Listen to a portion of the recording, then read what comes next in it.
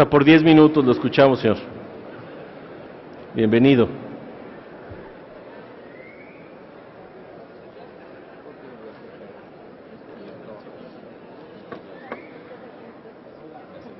Ya no están chiflando acá. Todavía no empiezo. Háganos asesinar. Están dando la bienvenida. Bienvenidos y bienvenidas. Ciudadano presidente, ciudadanos legisladores, se abre el segundo periodo de sesiones de esta legislatura y con él inicia el sexto mes de vida de esta representación soberana. Un semestre es poco tiempo para evaluar el impacto del trabajo legislativo en el curso de una nación, pero es tiempo suficiente para seguir las huellas de esta legislatura y para saber qué va dejando en todo el país estas huellas.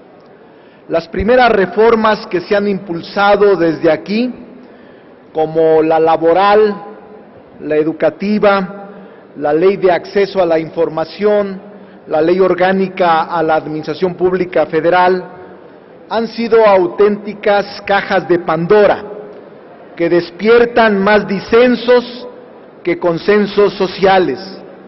La unanimidad o la mayoría de votos que algunas de estas reformas han alcanzado en este recinto contrasta con el rechazo y el escepticismo que los ciudadanos muestran hacia las mismas.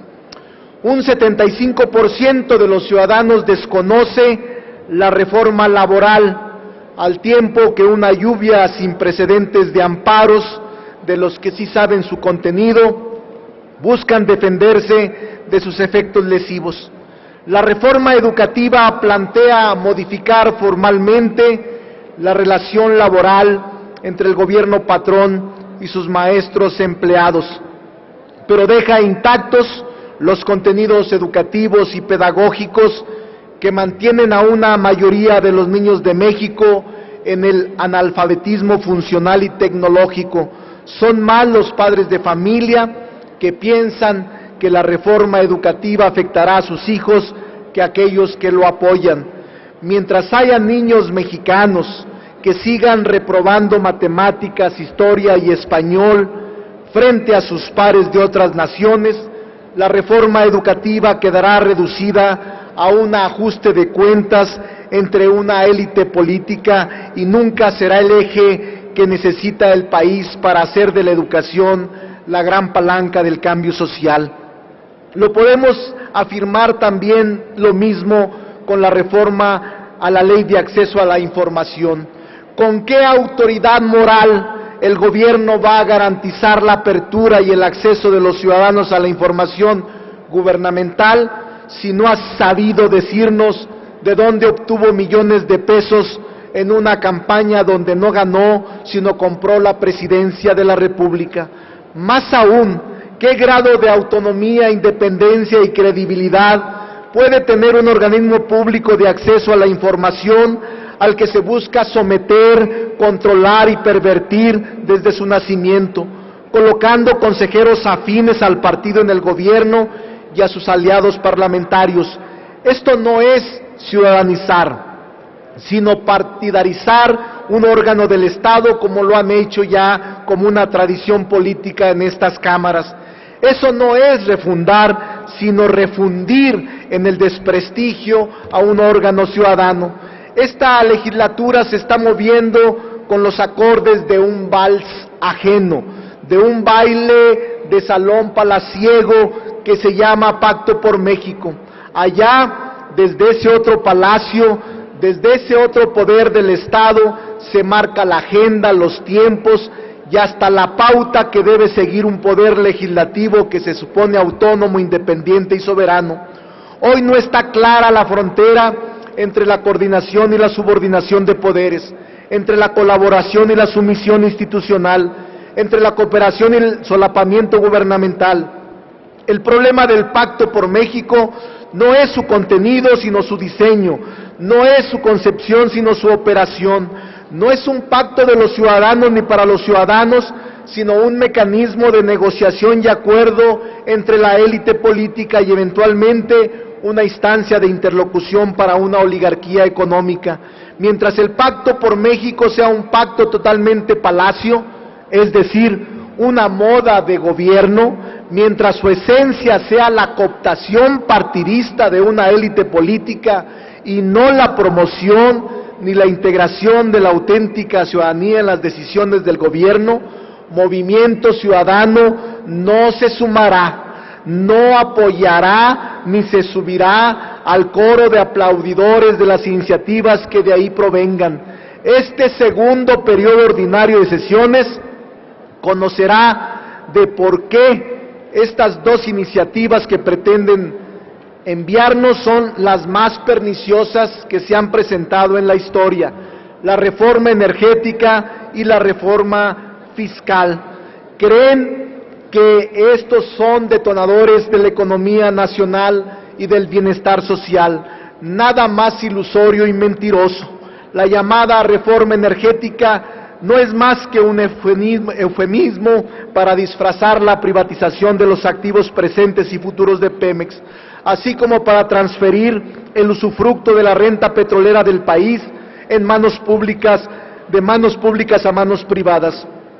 Esta reforma energética llegó tarde y desfasada, justo cuando en el resto del planeta se está cuestionando el paradigma privatizador en la producción de energía, justo cuando en algunos países se están retomando las nacionalizaciones en el sector petrolero por cuestiones de equidad fiscal o de seguridad nacional, justo cuando se ha puesto en duda que la explotación privada de los recursos naturales estratégicos se traduzca en energía barata para los consumidores, en una prestación de servicios más eficientes, ahora se nos presenta como contradictoria, es un contrasentido y una aberración política. Es que no hemos aprendido la lección de las privatizaciones en los últimos 20 años, lejos de redistribuir la riqueza, la han concentrado. Lejos de promover la competencia económica, han fomentado la dominación económica. Lejos de abaratar los servicios a los ciudadanos, los han encarecido.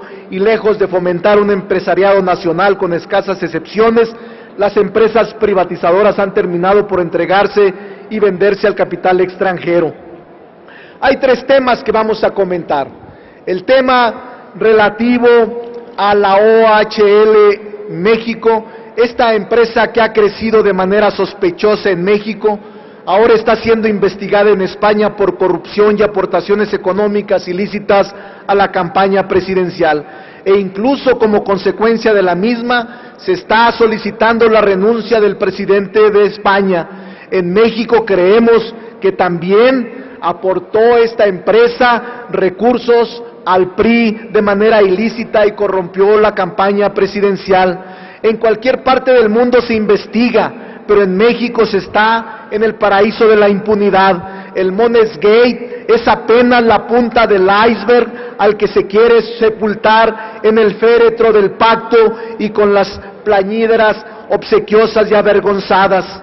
El gobierno priista debe aclarar formalmente si la política exterior sigue tan sometida y subordinada a Estados Unidos y como consecuencia sigue aceptando vetos para los cargos más importantes del país.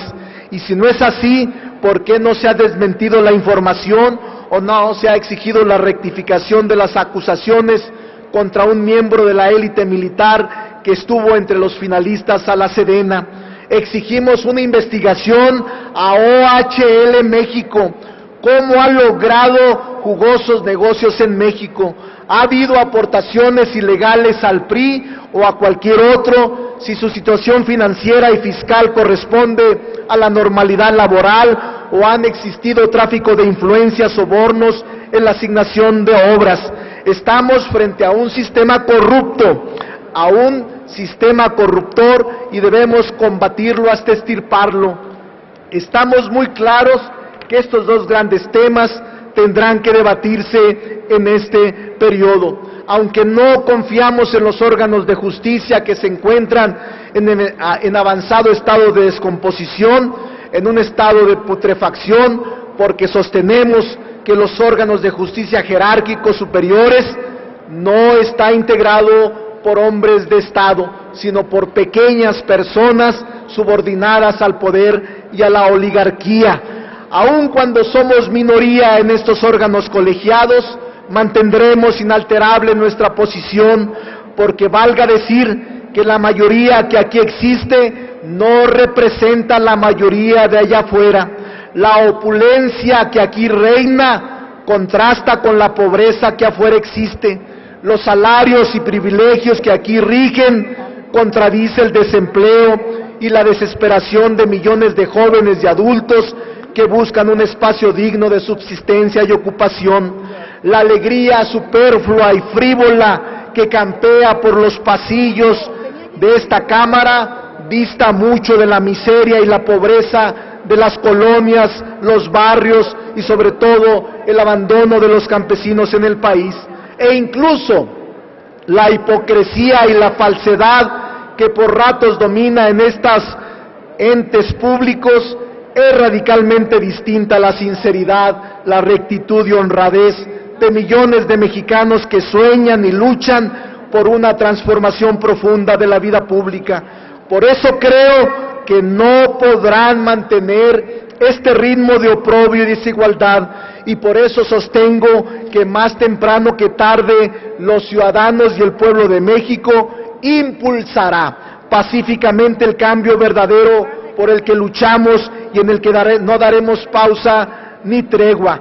Creemos firmemente que México va a cambiar. Resulta inconcebible que vaya a esta legislatura a ser la responsable histórica de colocar la piedra de la privatización energética a los pies de la nación para que se vuelva a tropezar. Por supuesto que el sector energético debe modernizarse, se debe de correr a todo el pillaje de la cúpula sindical, a toda la corrupción del contratismo y del tráfico de influencias, a todos los nuevos ricos que ahora están posicionándose de Pemex. A esos hay que extirpar y expulsar. No vamos a aceptar la privatización, vamos a luchar.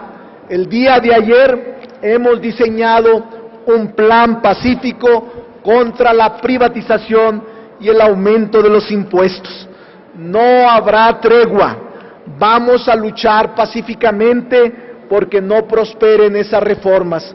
Los diputados del Movimiento Ciudadano vamos a presentar propuestas alternativas de reforma energética que, además de dejar a salvo la propiedad de Pemex como empresa pública estratégica, permita su modernización y mejoramiento del servicio que brinda la nación.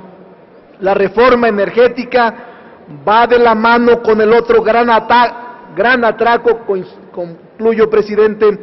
La reforma energética va de la mano con el otro gran atraco que busca imponer el gobierno a los ciudadanos al amparo del Pacto por México y con el aval de esta legislatura. Me refiero a la reforma fiscal.